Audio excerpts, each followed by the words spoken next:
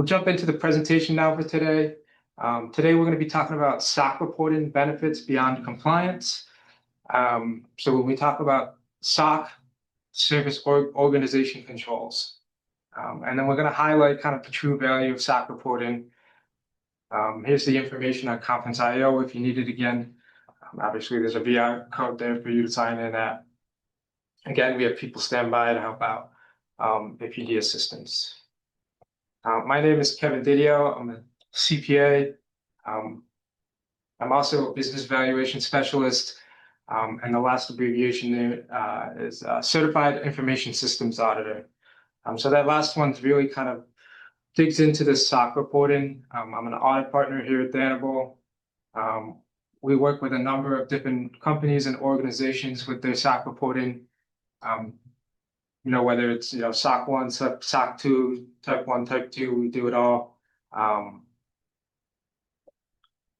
So there's my contact information if you need it. Jumping into our agenda here. First, we'll cover SOC organizations, what they are, what we commonly see. The second bullet point there, we'll talk about the compliance audit types for SOC organizations. And these audits are really geared towards reports that give you some reputation in the industry when you go out to maybe bid on a new job. These are things that you can use to say, hey, we got everything in line. We're doing all processes and controls right. And that kind of gears into number 3 there, right? The benefits and values of SOC reports. The fourth bullet point, company readiness and next steps. If you are on the call and you're considering, you've heard this about SOC reports and SOC audits, and you're considering, we'll cover kind of the readiness and the next steps there. And then our final bullet point there is just a question and answer session.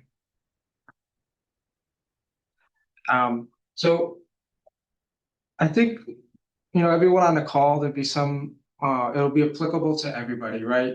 So, we commonly get calls from service organizations, and what they're looking at is, I got a large customer that's come to me and he's asked, what I do from a compliance standpoint, reporting, or, I went out to bid on a new RFP, a big job, and one of the boxes that I had to check there was, please provide your SOC report. And I'm not really sure what that is. Can you kind of walk me through it, what that process is? So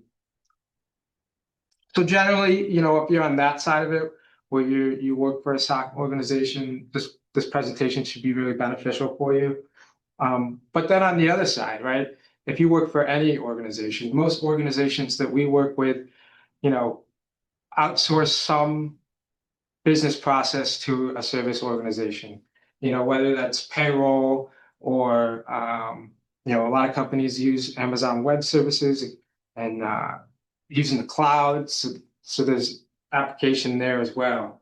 So, for those of you that are kind of internal in an organization that's using SOC reports, some of the things that we'll cover is, what items do you need to consider, actions you need to take, what questions are you asking your service providers to make sure that you're getting accurate information. And on one point, you're getting accurate information. On the second point, the data that you're providing to them, that it's protected, and they're doing all the things possible to keep your private data secure. So first, we'll cover service organizations, what we commonly see for service organizations out there in market landscape right now. A service organization is an entity that provides services to other organizations. Often that could be performed internally. Previously, I used the example of payroll. Payroll is a really popular one right now. And just kind of use that as an example as we go through, why businesses use a service organization. We'll use payroll just as an example. So access to specialized expertise. When it comes to payroll, right, there's a lot of taxes involved. There's benefits involved. There's adjustments that need to be made to the certain paychecks and that sort of thing. You know, there's a specialized knowledge maybe when you go out to a service provider and say, hey, I don't want to do my payroll in-house anymore. I want to go to a service provider. And one of the reasons I might do that is for the specialized expertise. It could be cost effective. You know, we'll use our payroll example, right? To run payroll in-house, you know, we might have to hire, you know, a department, at least a couple people, right, to manage that and run payroll every, 2 weeks or every week, however often it is, where a payroll provider specializes in that, right? They might be running payroll for dozens of companies. So it might become, when you narrow down it and you look at the cost of having an in-house versus out-house, we've seen that it's usually more cost-effective to outsource these items. Use of technology is another one. Again, going back to our payroll example, a lot of these tech companies have gotten into, finding automated ways to run payroll, to submit time reports. There's a lot of good stuff out there on the technology side. So you can indirectly utilize the technology by going through one of these service organizations. And then the last two kind of come together. They're kind of the same. Say, we're a business that manufactures, right? We'd rather focus on manufacturing our product, right?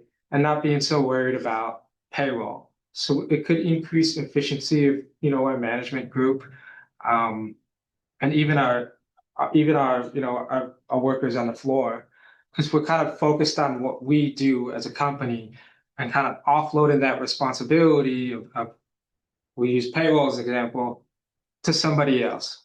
So that's why a lot of companies have been attracted to these service organizations.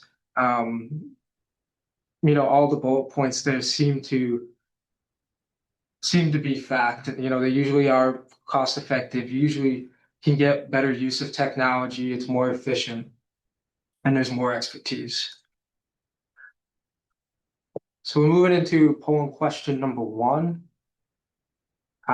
So it should come up on Conference.io. Again, if you're having an issue, feel free to reach out through the chat. So polling question number 1, what are common services that represent service organizations? We have A, data centers, B, payroll providers. We talked a lot about that one already. C, medical billing providers, and D, all of the above.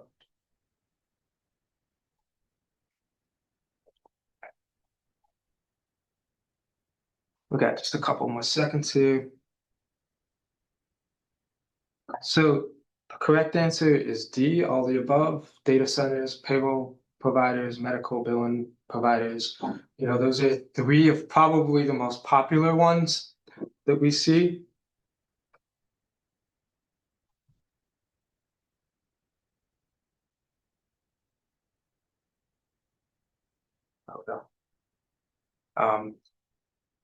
So again, as we mentioned before, a service organization is an entity that provides services to another organization, of which that organization could probably, if they wanted to, perform that internally. So we talked a little bit about, in the polling question, the first 2. So specific to payroll processors, what are you outsourcing to them? It's the calculation and disbursement of employees' salaries, wages, taxes, deductions. Those things are really granular and they can get really detailed, and every employee is different. So, payroll service providers really specialize in that and know how to handle that. The second one is medical billing services. So what particularly are you outsourcing? You're outsourcing the billing process and the claim process for healthcare providers. You go to a hospital or you go to a medical practice, that doctor and his administrative staff want to be focused on the customers and servicing them and focusing on the medical part of it and not so much the billing and the claims processing. So we do see a lot of, those types of organizations outsourcing the medical billing services piece of that. Retirement plan administrators, these would be any entity that manages retirement accounts for clients. Insurance claim administrators, managing retirement plans for companies. Data centers, these are facilities that house computer systems and network equipment. This has a lot to do with the cloud. If you're using the cloud for processing your transactions internally, you're using a data center. Managed service providers, so IT services, and then software as a service providers. And there's a lot of other examples out there.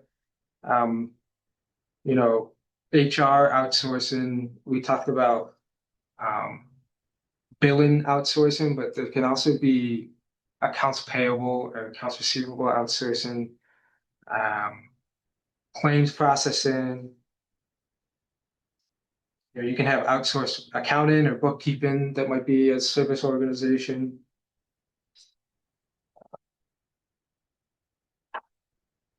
We talked a little bit about data centers already. Anything that's software as a service provider, web hosting, anything along the lines of there, you're working with a service organization.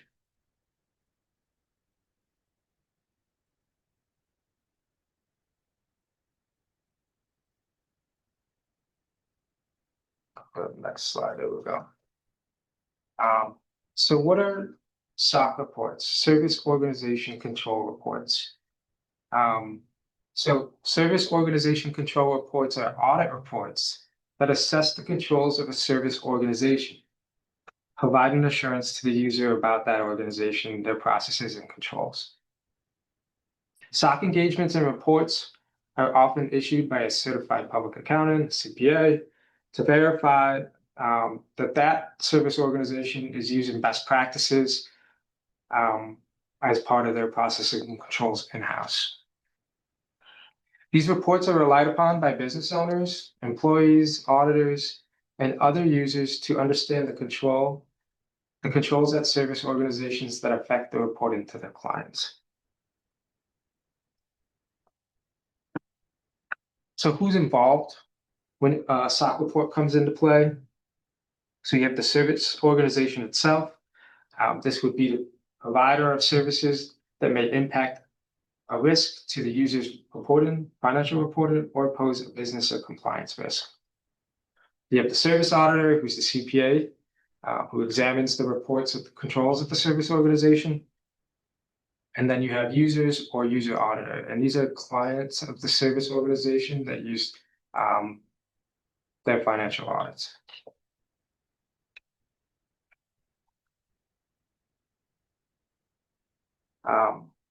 So why SOC reports? And this is a big one. I'd like to kind of back up and just, not all service organizations undergo an SOC audit.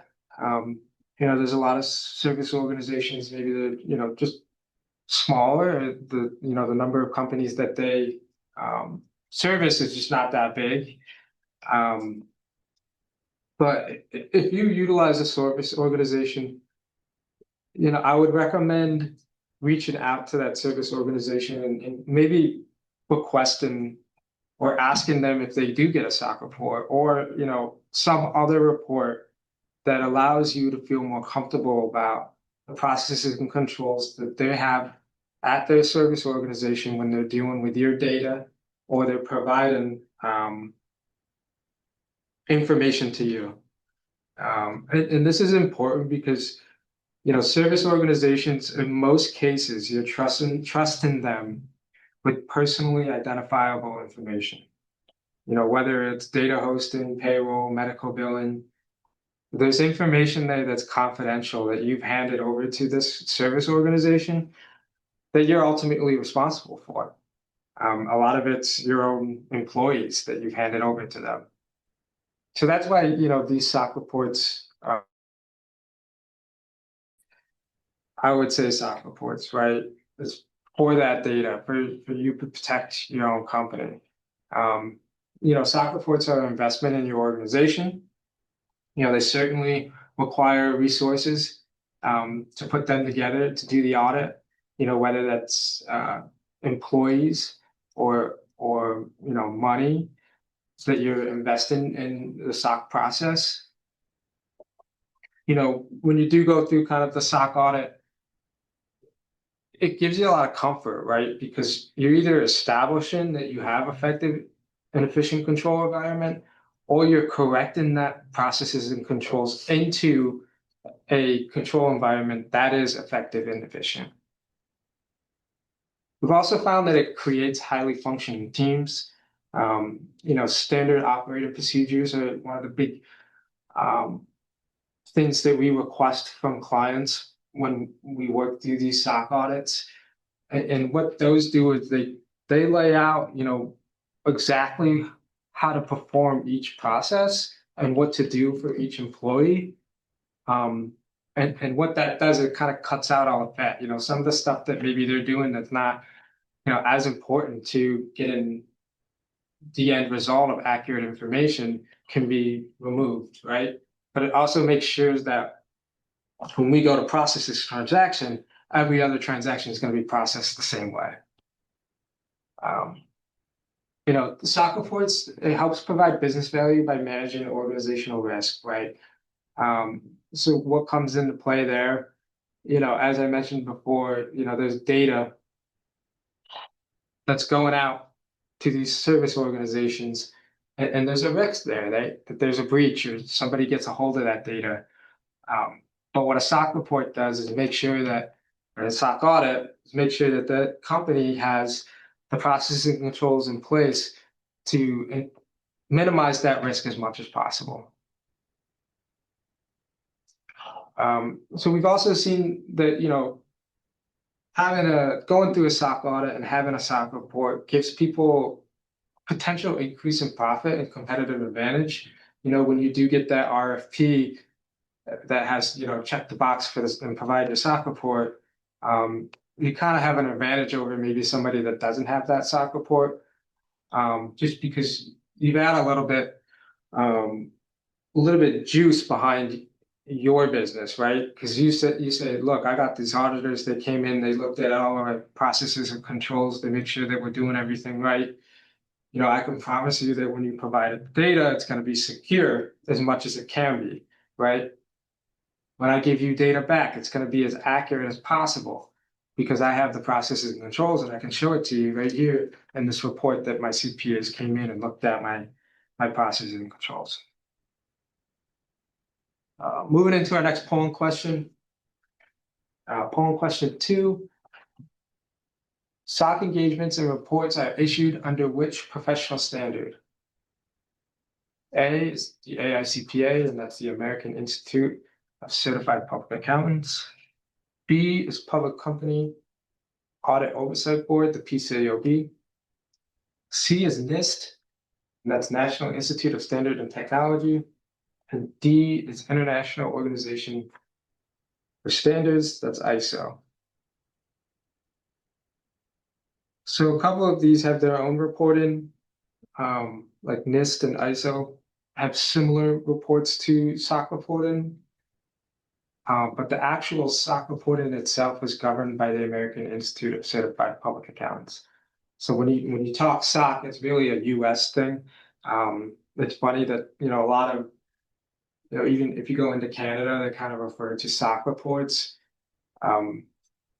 which it's a U.S. thing. So I'm not sure why they don't have their own. If you go overseas, people get more into the ISOs, the International Organization of Standardization on. They have a SOC 1, SOC 2 report on their side that's very similar. It just goes through a different processing, and the audit's a little bit different for those. But again, the answer to polling question 2 is A.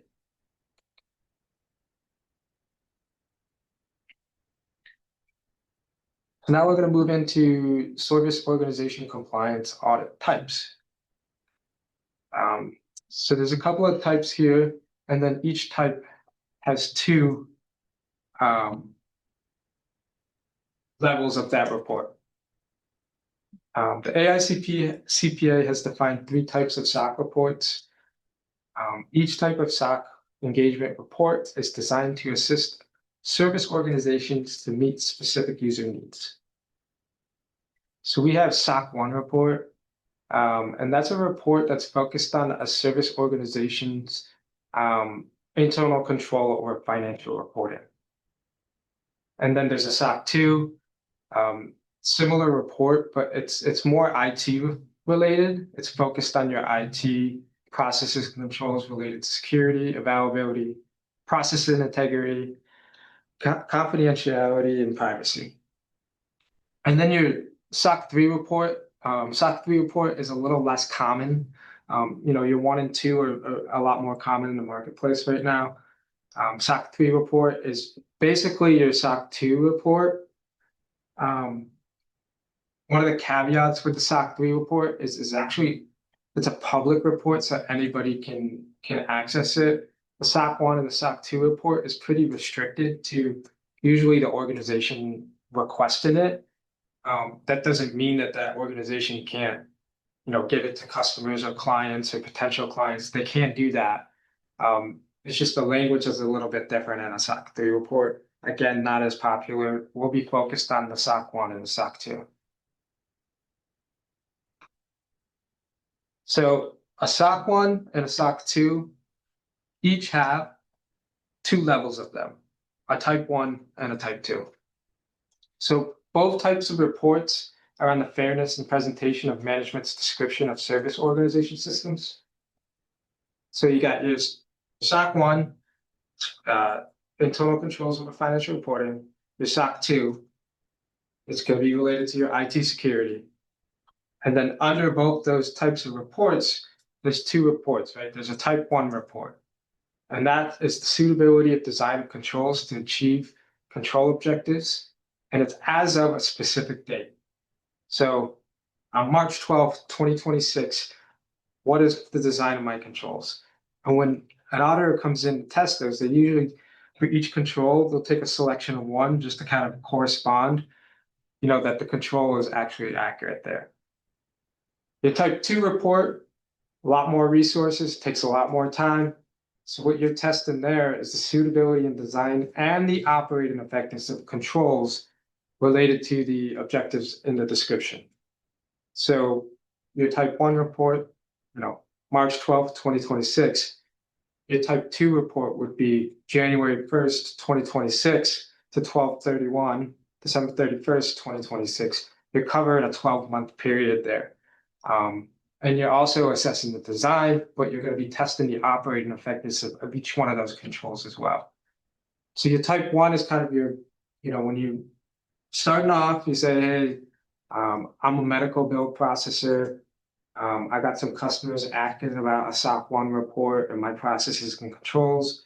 I want to make sure that the data that I'm giving them is accurate and complete. You would typically go through that SOC 1 first. We'll pick a date, 3/12/2026, go through the design of the controls. And then what the next step would be, go to the step 2, the type 2, and you'd say, okay, 3/13/2026 to 3/12/27, that'll be the timeline for your type 2 report.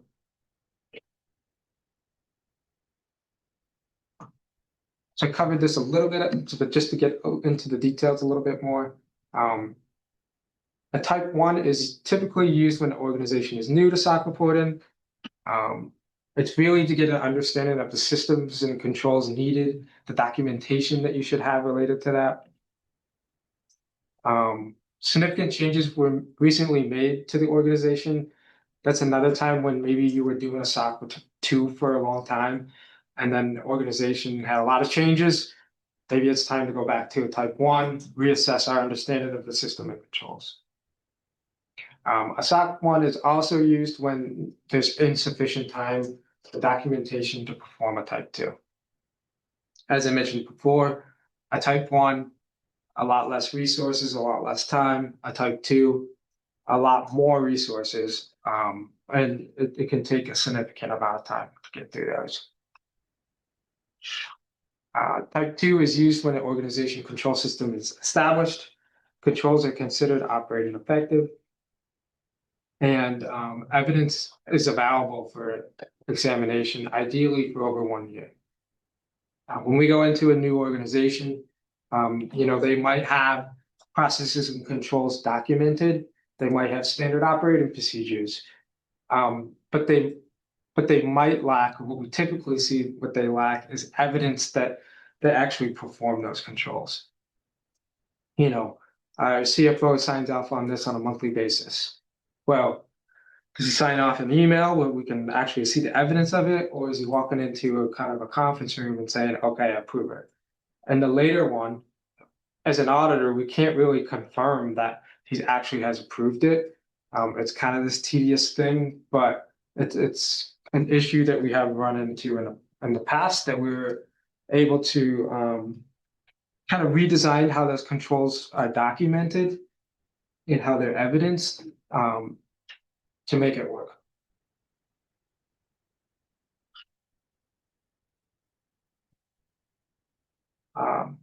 So we're moving into polling question 3. SYR data center would like to engage with the CPA to perform and report on its controls relative to the security and availability of its customers' data. What type of report would this be?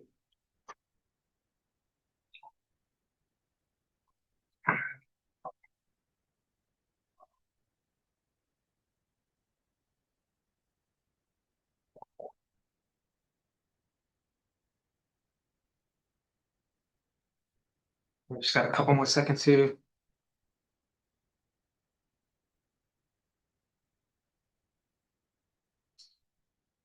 We got a 50-50 split here. So we're talking about a data center. Usually when you refer to data centers, it's really more focused on the IT environment.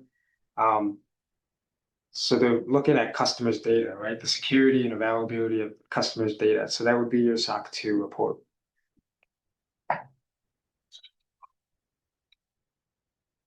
Again, just to highlight the 2 different types of reports, SOC 1, SOC 2. So for SOC 1, the purpose is controls relevant to the internal controls over financial reporting. That report is restricted, usually to the person getting the audit done. Again, a SOC 1 report could be a type 1 report, which is a period of time, or a type 2 report over a period of time. So the AICPA guidance that refers to that is SSAE 18. The second report is a SOC 2 report. The purpose of that is, report on controls related to compliance and operations. Again, it's really more focused on the IT environment. The use of the report is restricted again. The SOC 2 report can be a type 1 or a type 2. Type 1, point in time. You're usually just looking at the design of the controls, where type 2 is over a period of time, usually 12 months. You're actually testing the operating effectiveness of those controls. The AICPA guidance for that is AT 101. And that's the AICPA Trust Services Principles and the AICPA guide.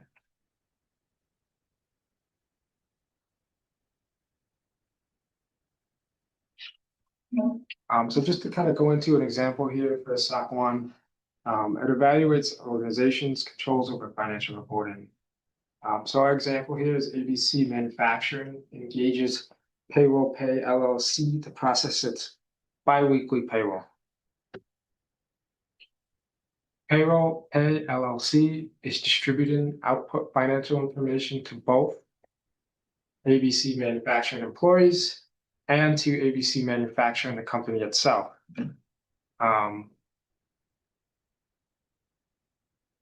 Payroll Pay LLC has access to ABC's bank accounts.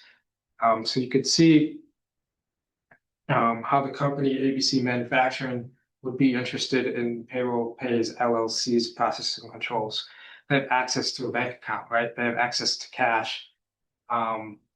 They also have access to, my employees' information, right? Addresses, social security numbers, all of that information. So that's why you would be interested in, when you're outputting checks, I want to make sure that you're paying my employees accurately the way that I want them to be paid. So a SOC 1 really comes into play there.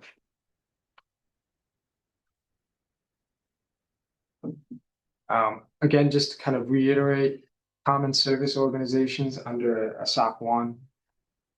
Again, they're focused on information in the financial reporting process. So what we see for SOC 1s is payroll processors, medical bill services, retirement plan administrators, and insurance claim administrators. Other ones, would be any kind of HR outsourcing. Usually you'll see a SOC 1 report. Billing, invoicing, claim processing, any kind of payment processor, outsourced accounting, bookkeeping, medical claim processing, your exchange and health information, that's usually a SOC 1.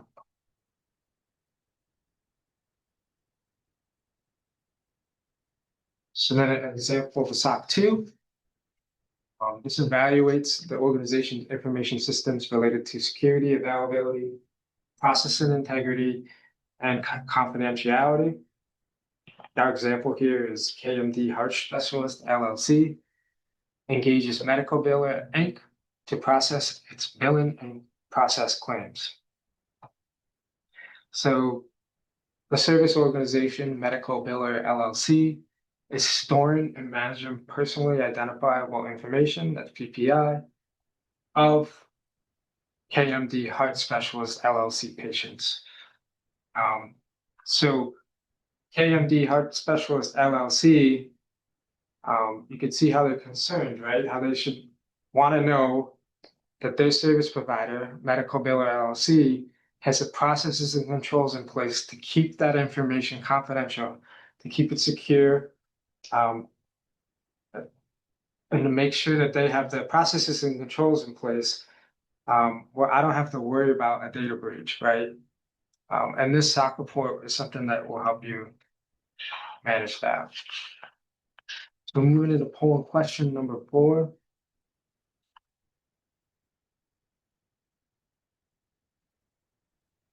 Medical Billers Inc. is considering engaging a CPA firm to perform an initial SOC report over financial reporting controls. So initial SOC report and then financial reporting is a keyword here. Which engagement should they be focused on? A, SOC 1 Type 1, B, SOC 1 Type 2, C, SOC 2 Type 1, and D, SOC 2 Type 2.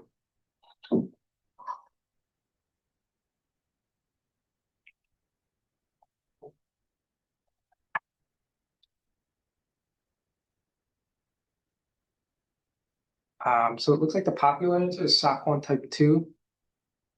So the key word in the question is initial SOC report, right? This is going to be the first round of the SOC report. So you usually go to a Type 1 to answer 1.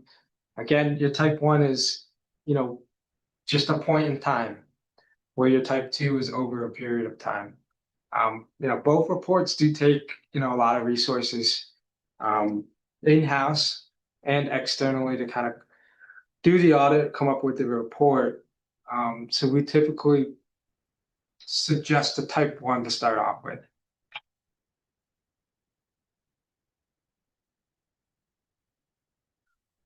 And now we're going to move into kind of the benefits and value of SOX reports.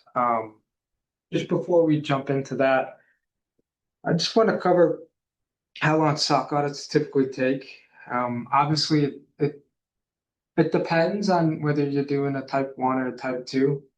And it also depends on, where you're at internally with your processes and controls. And not just with your processes and controls, but the documentation of your processes and controls.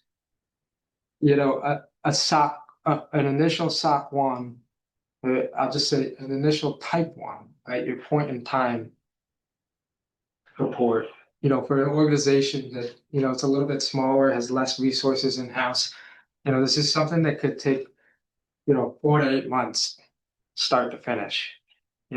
Internally, you kind of have to make sure that all the documentation is there, or put the documentation together if you don't have it. So that's where you get kind of on that longer end of that spectrum, right? From 4 to 8, moving towards almost like 3/4. Um, and then your 4 months is kind of on the lower end. Um, if you come in prepared for a SOC audit, if you have regulators where you're actually required to, or you have, I guess on the IT side, if you have cyber insurance, I'm sure you've gone through the process of, hey, you need to have a disaster recovery plan. You need to have policies over change management. You need to have incident response plans. You need to have a chief technology officer, right? All of those things kind of required for your cyber insurance. Um, a lot of those things can be kind of streamlined over.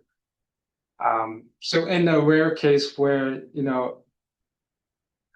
when you don't have the requirement of having, these processes and controls documented, but you still do, and you have a very good handle over all that stuff, this is something that could take 6 to 8 weeks. It really depends on where you stand internally, and how ready you are for that SOC compliance audit determines how long it's going to take for it to complete. So benefits and value of SOC audits. First off, it's an investment in your organization. A SOC audit, it really forces the company to establish effective and efficient control environments. As the auditor, yes, we're auditing you, but we really try to work with our clients on improving their processes, and not so much focusing on deficiencies and that sort of thing as much as we can. It also creates, as an investment in your organization, it'll create high functioning teams, will provide business value by managing organizational risk, and it supports efforts in compliance with rules, regulations, and standards. A lot of businesses out there in different industries, have rules and regulations and standards that they have to abide by. If you're SOC compliant, there's a good chance that you're compliant with all these rules, regulations, and standards. A really high chance. And these 3 bullet points, we truly believe that a SOC report can end result in increased profit and a competitive advantage amongst some of your competitors.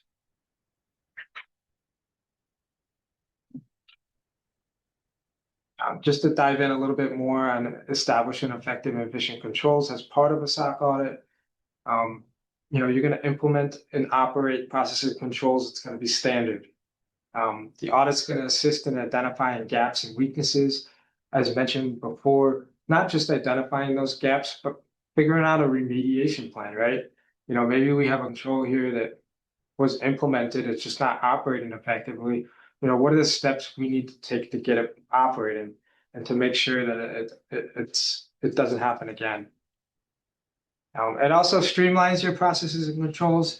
If you have multiple locations or different business units, you can make sure that somebody that's sitting in central New York or somebody that's sitting downstate is processing, and when they're processing a transaction, they're doing the same controls, they're doing the same process, regardless of where they're at. And then this final one, it does offer peace of mind to owners, managers, and customers. When you have that report and it says, your processes and controls are operating, they're effective, it really makes you feel better about, the employees that are processing those transactions, and gives you a little bit of comfort that they're doing everything that they're supposed to do. As owners and managers, and even customers, there's only so much we can do to keep an eye on, our employees or, our vendors that we work with. But the SOC report really offers kind of an easy way to get peace of mind over those processes and controls. Diving into highly functioning teams a little bit more. having efficient controls and processes will create greater productivity, improve attitude and performance amongst your employees. If they know exactly what they're supposed to do, when they're supposed to do it, they'll feel better about it. And then from a performance standpoint, again, they're not doing things that necessarily might not need to be doing. Increased efficiency or increased engagement and alignment to business objectives, clear understanding of roles and responsibilities, and better information by which to make decisions.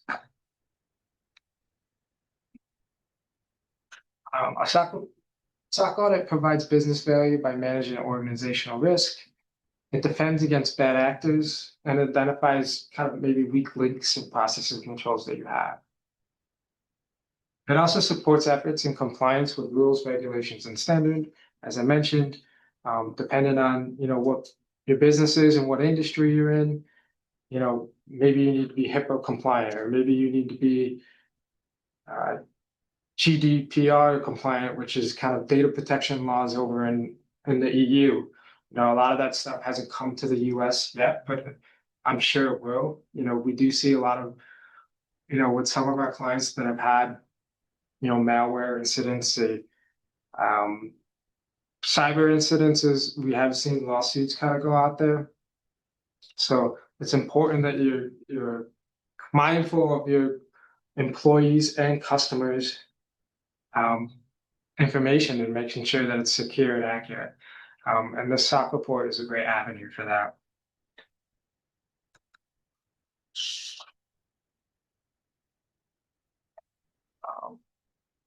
Again, as I mentioned before, it offers peace of mind to stakeholders internally as well as potential and existing customers. We truly believe that, and we've seen it, compliance might win an RFP, right? What's the difference between your medical billing process and the guys next door or women's next door? You have your SOC report that you can point to that says that all your processes and controls are in place.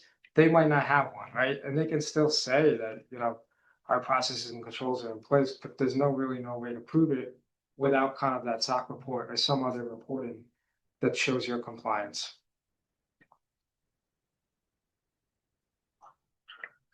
So before we get into our question and answer session, we're just going to go through company readiness.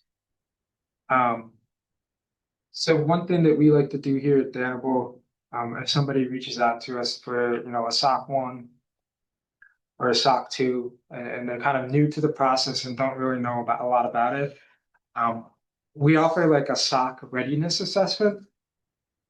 And it's really kind of like a pre-audit consult, where we'll come in and, because we know what a SOC report is supposed to look like and what the controls are supposed to look like and the policies that you need to have in place, we'll do a gap analysis and kind of look at the controls and look at the documentation.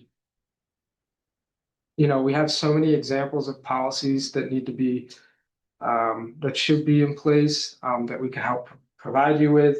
And it's really more of a consult. And obviously the end goal is to eventually get to that SOC 1 or that SOC 2. So we try to be really practical about that and really be really granular about, hey, these are the steps you need to take. These are the things that you need to have in place.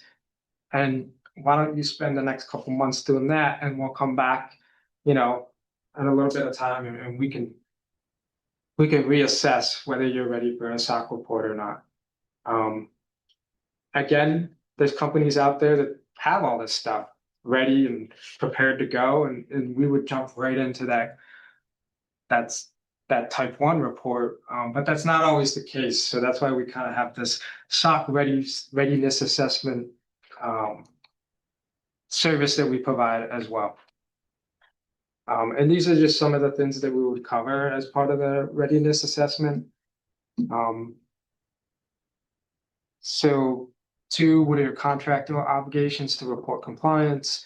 3, processes and internal controls. What do your employees think they are, right? what's actually documented on those.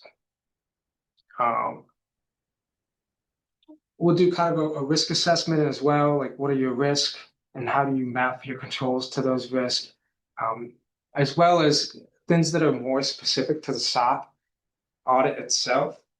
So as part of a SOC audit, there's a big report that actually the service organization is supposed to put together.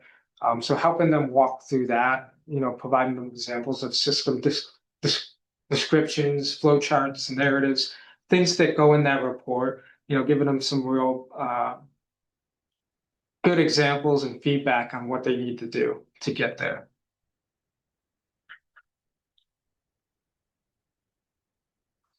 So now that's the end of the webinar, but we're moving into a question and answer session. So if you have any questions, feel free to send them through on Conference.io. I'll just give people a little bit of time to provide a question. So looks like there's one question here. So the question is so common gaps. Do we identify what are the common gaps? So what we typically see is policies that are either missing or they just haven't been updated in a long time. Risk assessments is kind of a big one. A lot of companies might have a meeting and do a risk assessment, not necessarily have it documented in the format that we would need. On the IT side, change management's a big one. That documentation process. What else? And then just the control structure and the control documentation itself, just providing some feedbacks on that whenever we see gaps there. Any other questions? I don't think so. So thanks for joining us today. Again, if you have any questions on SOC reports, or you're considering a SOC report, or you have a vendor that's a SOC report, or a vendor that you use a service organization for, and you just have some questions related to it, feel free to reach out. My contact information is here, or you can get it on the website. Thanks a lot for the time today, and enjoy the rest of your day.